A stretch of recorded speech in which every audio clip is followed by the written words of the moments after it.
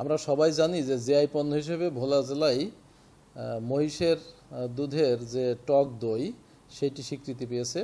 এটি স্বীকৃতি পাওয়ার ফলে আমাদের ভোলা জেলায় মহিষ পালন এবং মহিষের দুধ উৎপাদন স্বভাবতই একটু হলেও বেড়েছে এবং এটি বাড়ানোর জন্য আমরা আরও প্রচেষ্টা নিয়েছি। এইখানে প্রায় 1,24,000 মহিষ এই জেলায় আছে। আপনারা জানেন প্রায় 18-20,000 লিটার প্রতিদিন দুধ পাই। এর থেকে প্রায় 12,000 কেজি দই উৎপাদন হয়। এইটি আসলে এতদিনের চিত্র ছিল, এখন এইটি কিন্তু বাড়বে। এই জন্যই যে আমরা যখন স্বীকৃতি পেলাম তখন এইটি আমরা মার্কেটিং করার চেষ্টা করব বাইরের জেলাগুলো, তারপরে এমন এক সময় আসবে হয়তো দেশেও আমরা রপ্তানি করার চেষ্টা করব, সেটা আরও পরের কথা।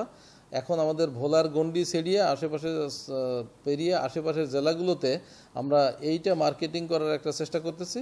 সাথে সাথে আমাদের যে কথাটি বললেন যে আমাদের এই জেলায় মহিষ পালনের জন্য বেশি মহিষ উৎপাদনের জন্য কিছু প্রতিবন্ধকতা আছে, যেমন চরের জায়গা নাই, চরে উঁচু জায়গা নাই, পানির সময়তে মহিষ সমস্যায় পড়ে যায়। এইগুলো আমরা আলোচনা করে সমাধানের চেষ্টা করতেছি।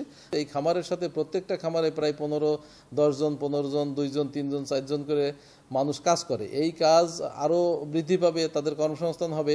তো আমরা সব মিলিয়ে ভোলার আর্থিক অবস্থা এবং অর্থনৈতিক দিক থেকে ভোলা দেশের মধ্যে একটি ভালো অবস্থান যাবে এবং আমাদের লোকজন যাতে খেয়ে পরে সচ্ছলভাবে বাঁচতে পারে সেই ব্যবস্থা এখান থেকে হতে পারে।